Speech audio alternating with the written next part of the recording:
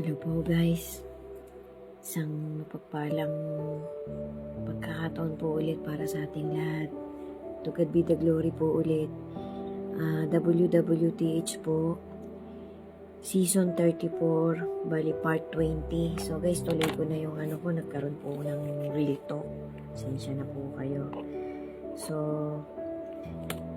sa sino man pong makakapag-try ulit magtapos ng content ko na to, sana po may tuloy-tuloy nyo po, tapusin nyo po hanggang ending part.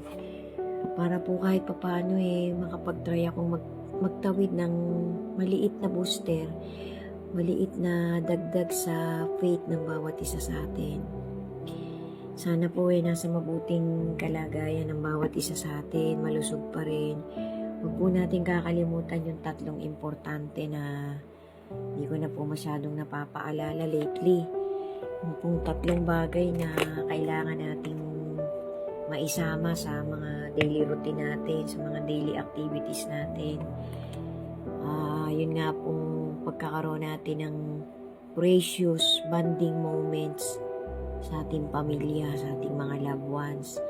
At yung pagkakaroon po natin ng obligasyon na maingatan ang ating anatomy from head to toe, kasi obligasyon po natin yan guys, na ingatan natin ang katawang pinapahiram pa sa atin ng ating Panginoon. At ang pangatlo po yung magkaroon na talaga tayo ng matinding goal, ng matinding motivation na maisabuhay natin na maging goal natin araw-araw na makatupad na tayo sa mga beatitudes ng ating Creator. Amen. So guys, ito nga pong continuation po guys, yung sabi ko pong i-recap ko. Ito nga pong si Queen Jezebel, marami po siyang mga nakarelasyon ng mga hari-hari. Tapos, nung panahon po niya, nung era po niya, ang pagkakaintindi ko po dito sa kwentong to kasi napakamarkado po ng pagkamatay ni Queen Jezebel. Kasi siya po nagparusa sa maraming mga propeta ng ating Panginoon. Ang pagbibigay din po niya ng mga plataforma niya sa kanyang nasasakupan. Kasi tinuruan niya po yung kanyang mga constituents na sumamba talaga sa hindi tunay na Diyos. Yun po yung isa sa pakiramdam ko dahilan kung bakit din po itong babaeng ito naging markado ang kanyang talambuhay sa Old Testament ng love letter ng ating Creator. Kasi nga po iniligaw niya po yung mga sumasampalataya talaga sa ating Creator na naging naging napagrinahan niya yung lugar na yon, yung nga pong lugar ng Israel yung panahon na yon. So, na lang po ninyo, double check nyo na lang po guys sa buhay ni Queen Jezebel sa 1 King chapter 21. Umpisahan nyo na lang po yan sa part 1. So, ito nga po nung panahon po ni Elijah, yan po ang nagre-rena-renahan sa bansang Israel. So, dahil nga po ang Panginoon nasusuklap sa mga taong hindi talaga sumasamba sa tunay na Diyos. So, may mga insidente po na talagang pinapapatay, pinapahanting ni Queen Jezebel ang mga propeta na nagsasalita talaga ng tagubilin ng ating Panginoon.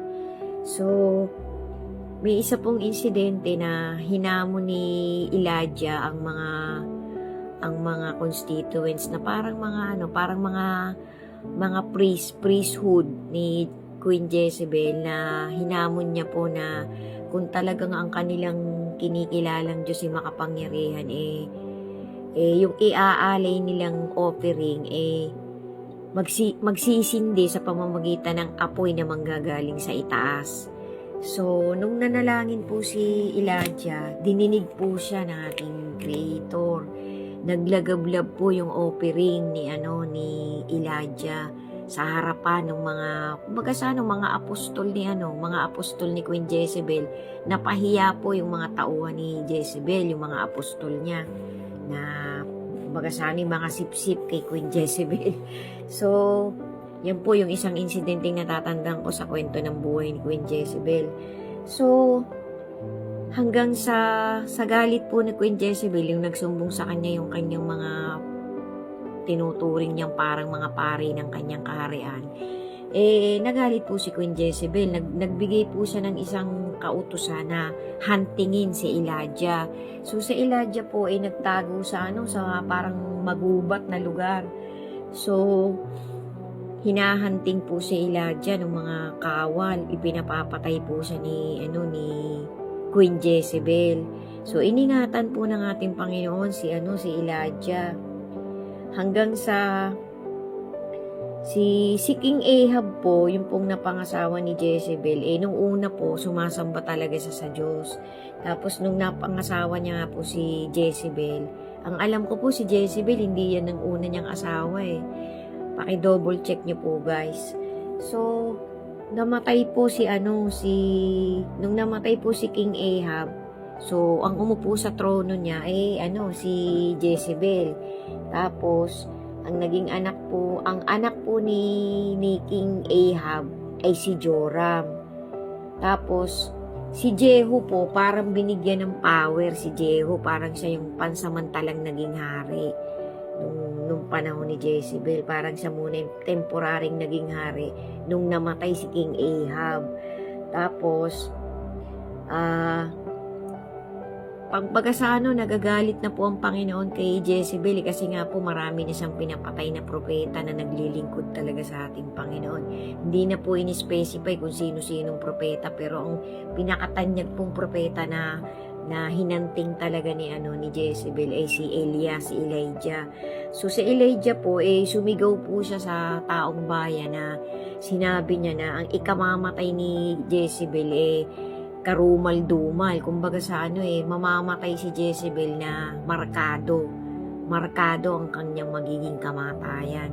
Parang magiging bungo po si Queen Jezebel. Yan po ang hula, ayan po ang binitawang pananalita ni Elias sa magiging katapusan ni Queen Jezebel na ito ay lalamunin ng mga hayop, lalapain. So, si Elias po kasi, kapag sinalita niya po, yun po utos din ng ating Creator. Yan po ang pagkakaintindi ko kasi lahat po ng pinusuan ng ating Creator para magtawid ng kanyang salita, generation by generation, ay hindi po ang mga yan basta-basta nagbibitaw ng salita nang hindi talaga galing sa ating Creator. So, yan po ay talagang, kumbaga hindi po yan po pwedeng magsala ang sandok sa paliyok. Totoo po yan. Lahat po ng propeta ng Diyos, ang pananalita po nila ay nagmumula din talaga sa ating Creator. Utos, utos talagang salita ng ating Panginoon na salitain mo ang ganitong salita sa bayan. Isigaw mo tong ganitong salita sa bayan. Parang something like that. Pamula pa po sa kauna-unahang propeta, yan po iutos ng ating Panginoon na ang kanyang pinupuso ang mga propeta ay magsasalita ng talagang iniutos sa kanila ng ating Creator. So, nagkakatotoo, guys. Hindi po pwedeng hindi magkatotoo kapag propeta ka ng ating Diyos, ng ating Creator. So, ang nangyari po, may insidente po doon na may isang hari, nakalimutan ko yung pangalan na lumusob doon sa kaharian ni Jezebel. So, parang hindi po sila prepared. Yung pagkakaintindi ko, guys, if I'm not mistaken, guys, paki-double check. Hindi po sila prepared. So, ipinatawag po nung hari si Jezebel. Sabi ng hari, nung haring to, ewan ko kung si King Jehu din to. Parang si King Jehu parang ipinatawag po nung haring to na sino ang kumakampi sa akin o sino ang kumakampi kay Queen Jezebel. Magsalita kayo, kumampi na kayo kung kanino kayo kakampi. So parang ang mga tao natakot po, yung constituents ni Jezebel. So parang natakot, parang karamihan po, para po sa estimate ko more or less 90% kumampi dun sa hari na yun na lulusubin niya yung territory ni Queen Jezebel. Parang nakatakda na rin pong mangyari yung time na yun. Sundan nyo pa po, guys, maigsi lang naman po to. To God be the glory po. Thank you po for watching and be steadfast in your faith to our Creator. Magtuloy-tuloy po tayo, guys, na magtiwala sa ating Panginoon. Amen. May kasunod pa po. Thank you po for watching and God bless each and every one of us. Amen.